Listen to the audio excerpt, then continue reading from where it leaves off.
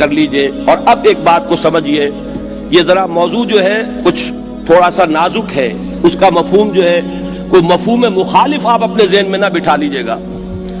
دیکھیے ہمارے ہاں ایک طبقہ ہے اور ہمیشہ رہا ہے، آج بھی ہے، جن پر کہ اپنی ذاتی اصلاح کا مادہ اتنا زیادہ غالب آ جاتا ہے کہ اس میں تو وہ انتہا کے درجوں کے پہنچ رہے ہوتے ہیں، اس میں باریک سے باریک چیز جو ہے اس کے اوپر سخت مضطرب ہو جائیں گے. چھوٹی سی چھوٹی بات جو ہے شریعت سے ذرا قدم ہٹا اور شدید قسم کا ان کے اوپر ایک طبیعت کے اندر رد عمل پیدا ہو جائے گا. یعنی حساسیت بعض پہلوؤں سے انتہا کو درجوں کو پہنچی ہوئی، اور جو بڑی چیز ہے دین کا غلبہ، دین کی بجائے لادینیت کا غلبہ ہے، اس کی انہیں فکر نہیں ہوتی. پورا نظام کس چیز پر چل رہا ہے اس کی انہیں دلچسپی نہیں. ماحول میں کیا رنگ پھیل رہا ہے اس کی فکر نہیں. منکرات کتنے پھیلتے چلے جا رہے ہیں اس پر تشویش نہیں. لیکن اپنے ذاتی جو ہے تزکیے کے معاملے میں وہ ایک قدم سے اگلا قدم، اس سے اگلا قدم، پوری قوت، پوری جد و جہد، پوری توانائیاں، اپنے تزکیے، اپنی اخلاق کی درستی، اپنی نیکیوں کے زیادہ سے زیادہ اس کو کمانے کے اندر اپنی توانائیوں کو لگاتے چلے جاتے ہیں. یہ در حقیقت وہ کردار ہے جو میدان کا کردار نہیں بنتا، وہ ایک کونے میں بیٹھنے والا کردار بن جاتا ہے. وہ اقامت دین کی جد و جہد میں نہیں آتا، بلکہ اس کے اوپر ایک انفرادیت کا رنگ اتنا غالب آ جاتا ہے کہ وہ پھر اس میدان کے اندر کبھی آتا ہی نہیں. میں آج جب سوچ رہا تھا تو مجھے دو الفاظ کے جو ہمارا جو میڈیکل بیک گراؤنڈ ہے اس کے حوالے سے ذہن میں آئے کہ ایک ہوتا ہے میکروسکوپک ویو، ایک مائکروسکوپک ویو. ایک تو یہ ہے کہ آپ دنیا کو دیکھ رہے ہیں اپنی آنکھوں سے اور آپ کے سامنے ایک بڑا فیلڈ آف ویژن ہے جو کھلا ہوا ہے. ایک یہ ہے کہ کسی چھوٹے سے نقطے کے اوپر آپ نے اپنی مائکروسکوپ کے لینس کو فوکس کر دیا ہے اور اب اس کے اندر جو باریکیاں ہیں اس کو آپ فوکس کر کے دیکھ رہے ہیں. اسی کو سمجھیے کہ میکروسکوپک ویو یہ ہے اس دنیا میں دین کس حال میں ہے. وہ حال ہے جو حالی نے کہا تھا کہ پستی کا کوئی حد سے گزر نہ دیکھے، اسلام کا گر کر نہ ابھر نہ دیکھے، مانے نہ کبھی کہ مد ہے ہر جزر کے بعد دریا کا ہمارے جو اتر نہ دیکھے. اب یہ وہ میکروسکوپک ویو ہے. پوری دنیا کو لے لیں، اپنے ملک کو لے لیں، اپنے شہر کو لے لیں، اپنے محلے کو لے لیں، اپنے گھر کو لے لیں، جو حال ہے یہ میکروسکوپک ویو ہے. اور ایک مائکروسکوپک ویو ہے کہ انسان اپنی ذات کے اوپر لینس کو فوکس کر کے بیٹھا ہوا ہے. ذرا سا اس کے اندر کوئی کمی، ذرا سی اس کے اندر کوئی کوتاہی اگر ہو گئی تو گویا کہ قیامت ٹوٹ پڑے گی. ویسے تو اپنی جگہ پر پسندیدہ بات ہے، تقویٰ جتنا بڑھتا چلا جائے، نیکی کی حص جتنی بڑھتی چلی جائے، قابل تعریف بات ہوگی. لیکن اگر وہ اس کیفیت میں ہے، میکروسکوپک پس منظر وہ ہے جو میں نے بیان کیا، تو یہی چیز در حقیقت اس اقامت دین کی راہ کا سب سے بڑا پتھر، اس کے راستے کی سب سے بڑی رکاوٹ بن جاتی ہے. شیطان اسی راستے میں لگاتا ہے لوگوں کو. جو اقبال نے ابلیس کی مجلس شورا میں بڑے معنی خیز اشعار کہے ہیں، یہ ان کی زندگی کی میں سمجھتا ہوں کہ آخری دور کی نظم ہے. ان کا جو پیغام تھا ملت اسلامیہ کے نام، اس کا لب لباب اس میں ہے. کیا کہا اس نے؟ ابلیس کی زبان سے کہلوا رہے ہیں علامہ اقبال کہ ابلیس کی جو اصل جو تدبیر ہے وہ کیا ہے؟ مست رکھو ذکر و فکر صبح گاہی میں اسے، پختہ تر کر دو مزاج خانقاہی میں اسے. یہ رگڑتا رہے اپنے آپ ہی کو، اور رگڑے اور رگڑے. ظاہر بات ہے جتنا رگڑو گے اور صاف ہو جاؤ گے، کچھ اور رگڑو گے کچھ اور صفائی ہو جائے گی، کچھ اور رگڑو گے کچھ اور صفائی ہو جائے گی. لیکن یہ کہ یہ تمہاری پوری زندگی اسی رگڑنے میں لگی رہے گی، تم کبھی شیطان کے ساتھ پنجہ آزمائی میدان میں آ کے نہیں کر سکو گے. تب کبھی باطل کو اس کی آنکھوں کے اندر آنکھیں ڈال کر للکار نہیں سکو گے. یہ ہے اصل میں وہ طرز عمل قرآن مجید جس سے ہٹانے کے لیے یہ کہتا ہے دیکھو بڑے بڑے گناہ ان کو چھوڑو، چھوٹی چیزوں کو ہمارے حوالے کرو. ہم بہت واسع المغفرہ ہیں، ہم معاف فرمانے والے ہیں، اور ہماری غفاری کی شان بہت اونچی ہے، ہم بہت بخشنے والے ہیں. یہاں پہ کیا فرمایا سورہ نساء میں؟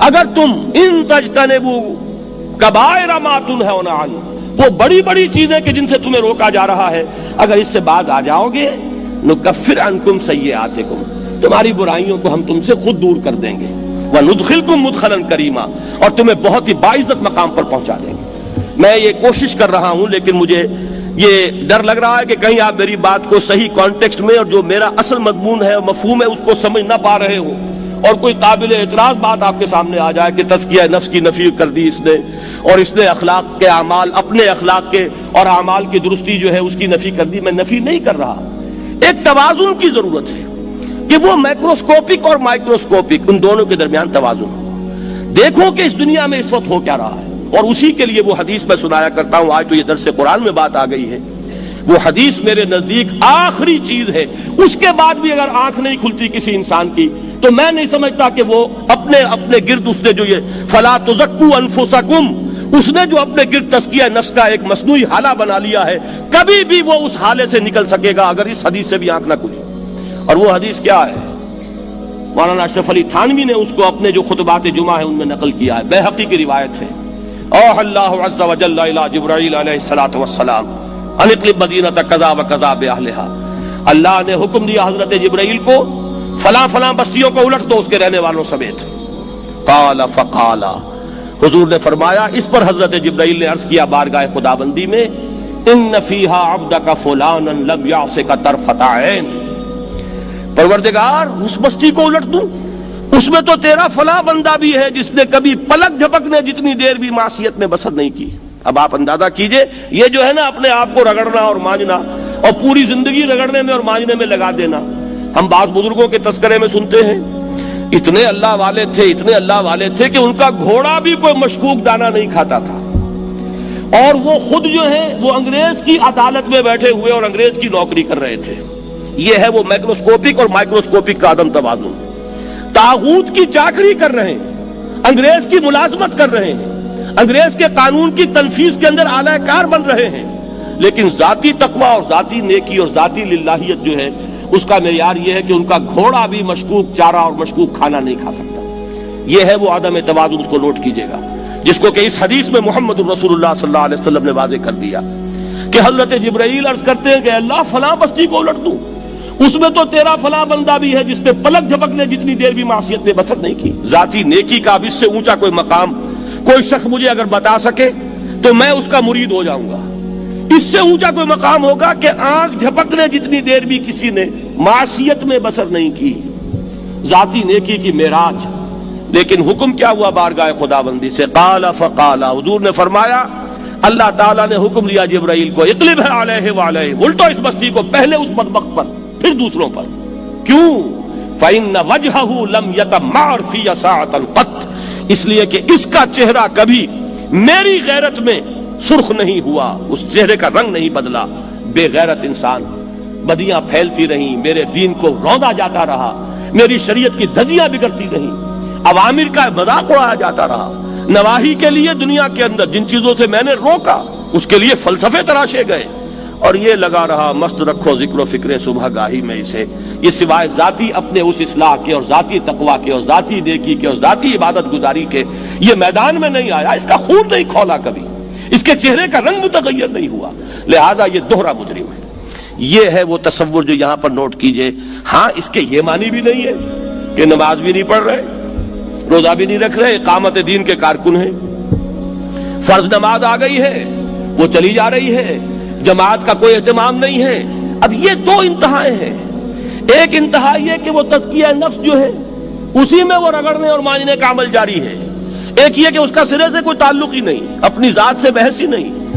وہ کیفیت وہ ہو گئی ہے جو یہود کی آئی ہے قرآن مجید میں کہ تامرون الناس بالبر وتنسون انفسکم وانتم تتلون الکتاب، کیا تم لوگوں کو نیکی کا حکم دیتے اور اپنے آپ کو بھول جاتے ہو؟ یہ دوسری انتہا ہے۔